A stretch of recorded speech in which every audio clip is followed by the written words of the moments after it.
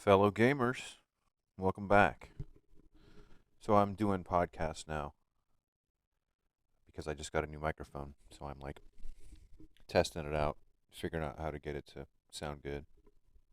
Anyway, this one's about a few things I've learned about retro gaming over the last year. So I jumped in pretty much when, gosh, it's probably been maybe even 2 years now. Pretty much just about the time that Retro Game Core had started his channel. So his had been up for a while, and just it was like a few months after his was up and really getting popular that I jumped into the retro gaming craze. And so what I'm talking about is the little retro gaming handhelds that you can get from China. Similar now to a Steam Deck that's recently come out in the USA, but there's not a lot of those in the USA. A lot of them come out of China, and there's lots of different options from there. So, retro gaming now. There's also the home consoles, which you can get like a kind of like a mini PC that's like loaded up with Linux and a bunch of games, and you can hook that up to your TV and play. A lot of the little retro handheld consoles with built-in controls and a little screen and stuff will actually connect to the TV so that you can kind of use it as a Nintendo Switch. That's like the big thing. Everybody wants to copy Nintendo and its Switch setup. So there's a lot of imitators and clones of that kind of setup in the retro gaming space. So after about a year or so more of being into this retro gaming space, which I've kind of cooled my jets now. I'm kind of, there's maybe one or two others that look kind of cool, but I'm really not, brand new to it like I was just in the last couple of years. Um, I've come to find that no matter how powerful of a device I have, because I've gotten quite a few of them. I started off with the Ambernic 351P, and that's pretty much where I jumped in. And I also got a Retroid Pocket. They're about the same. And then I went all the way up to like a Moki, MOQI. It's the Moki i7S. And I went up to some more powerful units. I got the Powkitty X18S. And so those are like some more powerful units versus some less powerful units. And what I've come to find in the arena of retro gaming when you're talking about these handhelds and stuff, and just in general, the emulators that play them don't always play them well. And so what I mean is, there's a few games. One of my favorite platforms is the PlayStation Portable, aka the PSP. So the PSP has had some wonderful games on there, but there's a few that I found emulating that like were basically unplayable. I mean, I played Rainbow Six, and it has like these lines drawn into it that like make it horrible to play. And I've researched around the internet, and it's just a known thing, and it's the way it is, and no one's fixed it, and okay, I understand. There's another one that I played though that like basically 3/4 of the way through the game, it just like halted, like it couldn't get past this point in the game. Um, Researched it, of course, no problem, and people will say that you can like do this other alternative workaround where you like download a save game so that you can keep playing beyond the point where it crashed, and people do things, and that's cool. That's right on.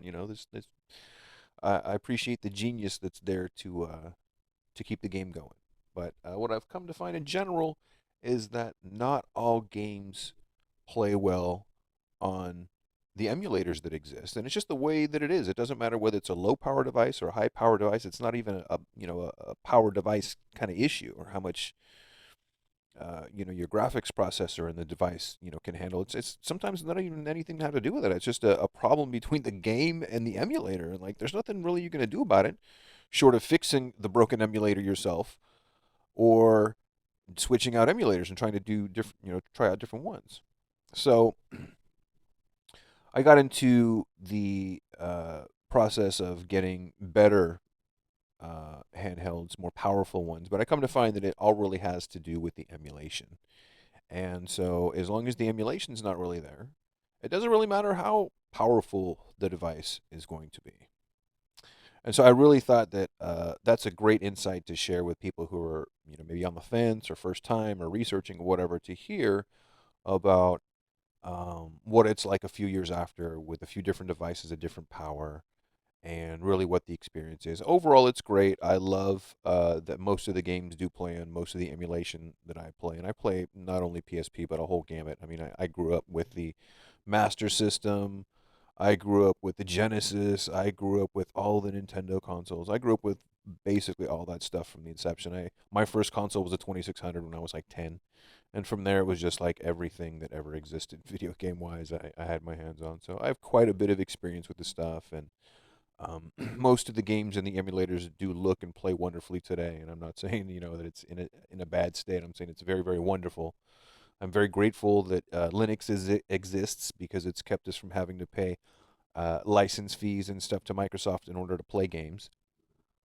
I like having the ability to play on Linux if need be, and that's what a lot of these little emulation handhelds that have come out of China recently are running to keep costs down. And I think it's great. I love it. A lot of these games would kind of fall to the wayside as the companies no longer make money off of them. And I think it's a real shame. I like to see games kind of held in museums, if you will, where the public for many generations can come and admire them and know them and play them and know what it was like back in the day. Retro should always be something that's protected and maintained and not persecuted because, software is the future, but we don't really have good laws about how we maintain old software today. Um, but anyway, I just wanted to mention that these are the things that I've noticed about the handhelds in the handheld space today. Thanks for listening.